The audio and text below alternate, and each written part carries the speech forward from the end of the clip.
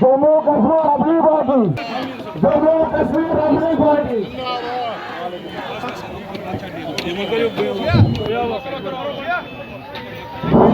جموں کشمیر اپنی پارٹی، شیر دل لیڈر سعید محمد الطاف بخاری صاحب، جموں کشمیر تاج کس، جموں کشمیر تاج کس، جموں کشمیر تاج کس، جموں کشمیر تاج کس، اطہر صاحب آگے بڑھو، ہم تمہارے ساتھ ہیں، ہم تمہارے ساتھ ہیں۔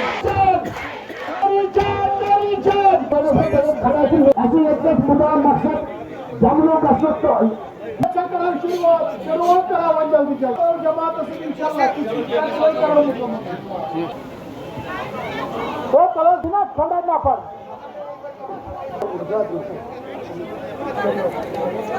دوستن سے گئی اجلے گزاریم کھڑا وطن بروکن جل مائنال تحرکت عزیز لیڈر جناب سعید محمد العالمین وگا انتظارک لمحات ختم یمزن تمن دشتراس قائدین چھ پارٹی نفس نفیز یکس بکر تمام دوستن گزارش پنن قائدین یمزن آئی زوردار ترپب سید کریو گھڑنوں کے استقبال جموں کشمیر اپنی پارٹی کے سینئر رہنما سینئر وائس پریزیڈنٹ جناب غلام حسن میر صاحب کو قائد ایوان میں تبدیل کرنا ہے تاکہ کل کی جو سرکار بنے بلبوتے پر اپنی سرکار بنائے۔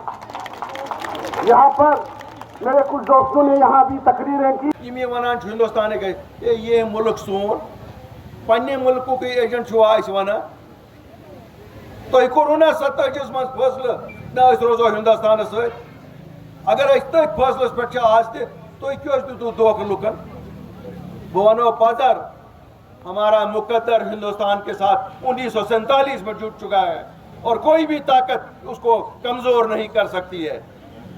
جن لوگوں نے ہمیں دھوکہ دیا انہوں نے ہماری جانوں کا نذرانہ اس دھوکے سے لیا اور کچھ نہیں دیا۔ کبھی بھی یہ ممکن نہیں تھا کہ جموں کشمیر ہندوستان کا حصہ نہ رہتا، لیکن ان لوگوں کو اپنی سیاست پکانی تھی، اپنی سیاست اور اپنی اقتدار کے لیے انہوں نے لوگوں کو دھوکہ دیا۔ آج اگر ہم ان سے پوچھیں گے کیا کیا انہوں نے، 60 برس ایک جماعت رہی، 20 برس دوسری جماعت اقتدار میں رہی، اپنے گھروں کے بنا کیا کیا انہوں نے؟ مجھے بتاؤ، کیا وہاں ایک عام ورکر ان پارٹیوں میں صدر بن سکتا ہے؟ کیا عام ورکر وہاں یہ سوچ سکتا ہے کہ وہاں اس ریاست کی قیادت وہ کرے گا؟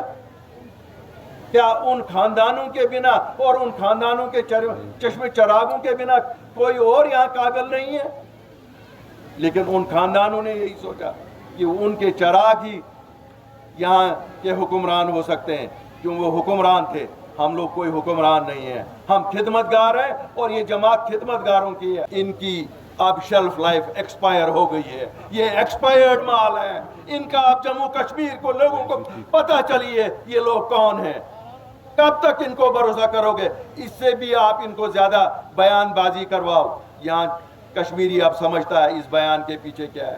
ہمیں پتہ ہے دلی سے ایک جماعت کو کہا جاتا ہے تم وہ بیان دے دو جو گیلانی صاحب مرحوم دیا کرتے تھے، ایک جماعت کو کہا جاتا ہے تم وہ بیان دے دو جو کوئی اور صاحب دیتے تھے، لیکن یہاں جموں کشمیر کے باشندے بیانوں پہ نہیں جائیں گے۔ ایل جی صاحب، رات کو کہتے ہو حالات ٹھیک ہو گئے اور صبح کہتے ہو گرفتار کرو سب کو، یہ کون سا انصاف ہے؟ یہ کس جگہ کا انصاف ہے؟ ہمارے بچے محنت کرتے ہیں اور پھر ریٹن ٹیسٹ میں پاس ہوتے ہیں، لیکن جب سلیکٹ ہو جاتے ہیں آپ کہتے ہو اب ہمارا سی آئی ڈی والا ویریفیکیشن نہیں دے گا۔ سی آئی ڈی والا خدا صاحب بن گئے یہاں؟ یہ کیا خدا صاحب ہے کہ یہ آپ کہے گا کس کو میں نے ویریفیکیشن دینی ہے اور کس کو نہیں دینی ہے؟ ہمارے بچے پاسپورٹوں کے لیے اپلائی کرتے ہیں، ہمارے بزرگ کرتے ہیں، ہمارے دینی فریضے ہیں، حج کرنا ہے، عمرہ کرنا ہے، اس کے لیے پاسپورٹ نہیں مل رہے ہیں۔ یہ کون سا انصاف ہے؟ یہاں ہمارے ملازم جینوئن ڈیمانڈ کہتے ہیں، کوئی کہتا ہے ہماری پروموشن رک گئی، کوئی کہتا ہے ہمارا جی پی فنڈ۔ یہاں جی پی فنڈ کے لیے بھی نیا طریقہ ہے، کہتے ہیں وہ افسر کہتا ہے مجھے چہرہ دکھاؤ، اپنا جی پی فنڈ اور چہرہ دکھاؤ مجھے۔ ये चीज़ें बंद होनी चाहिए, इन चीज़ों से नहीं चलेगा। और अगर ये चीज़ें बंद नहीं करेंगे तो फिर मैं LG इंतज़ामिया से कहता हूँ शायद हम भी बहुत देर तक लोगों को रोक नहीं सकेंगे। मुख्तार साहब जो हाजी परवेज साहब सारी सारी आज का सिंध फजल से शुरू में कहाँ की न हुकूमत। जैसे मैंने तकरीर में भी कहा, हम देख रहे हैं आए दिन लोगों पे ही मुश्किल आते हैं, हर साइड से लोगों पे ही मुश्किल आते हैं। तो कहीं तो बंद करो भाई, इतने अमन से लोग बैठे हैं, किसी चीज़ पे प्रोटेस्ट नहीं कर रहे हैं, तो आप यूं ही अमन बिगाड़ रहे हैं। ठीक है, आपको सिक्योरिटी लैप्स हो गई। मैं ये कहता हूँ जो ये जहाँ जहाँ पे बेगुनाहों का कत्ल किया जाता है, मैं इसे कत्ल कहता हूँ, ये तो सिक्योरिटी लैब्स है आपकी। अपनी सिक्योरिटी लैब्स के लिए आप लोगों को क्यों पिटाई करते हो? किसी का 90 में इसके साथ रहा, तहरीक के साथ कोई वास्ता, किसी का बाद में रहा, उन सबको आपने पकड़ के थानों में बंद किया। ये कौन सी जायज़ बात है? This is an undemocratic thing. Democracy में तो ये होता नहीं है। अब क्या करेंगे? यहाँ निज़ाम ऐसा है जो डेमोक्रेटिक तरीके से खुद नहीं आया है। वो कौन सा डेमोक्रेटिक तरीके से आया है क्या हम उनसे एक्सपेक्ट करें कि वो डेमोक्रेटिक नॉर्म पे चलेंगे? लेकिन ये चीज़ें बड़ी आसान है। मुझे चाहिए, मेरा मानना है मुलाजिम तंजीमों को चाहिए सुबह कोर्ट का दरवाज़ा खटखटाए और ये तो पहली हेयरिंग में कलअदम करार दिया जाएगा। अपने हक़ के लिए कोर्ट में जाना कोई गलत बात नहीं है, मुलाजिमिन का ये हक़ है।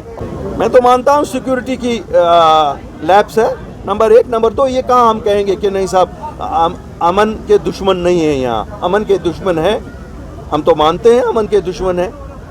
उनको आप तभी इससे दूर रख सकते हो जब आप यहाँ से लोगों को अपनी सरकार चुनने का मौका देंगे, लोगों की ग्रीवियंसेस को सुनेंगे। वो जो अमन के दुश्मन हैं वो अपने आप को लोगों की सफ़ों में छुपा के खड़े हो जाते हैं, क्योंकि वो देखते हैं लोग अंदर से नाखुश हैं इनसे। अब मुझे लगता है जो इक़्तिदार में बैठे हैं वो इक़्तिदार नहीं छोड़ना चाहते हैं। वो मुझे तो कभी कभी शक होता है कि कहीं ये जो किलिंग्स कहीं कहीं हो रही हैं ये अपना इक़्तिदार बढ़ाने के लिए मत हो रही हैं। क्यों डराओ, डंडा दिखाओ, वो जी यहीं है, अगर हम गए तो फिर क्या होगा?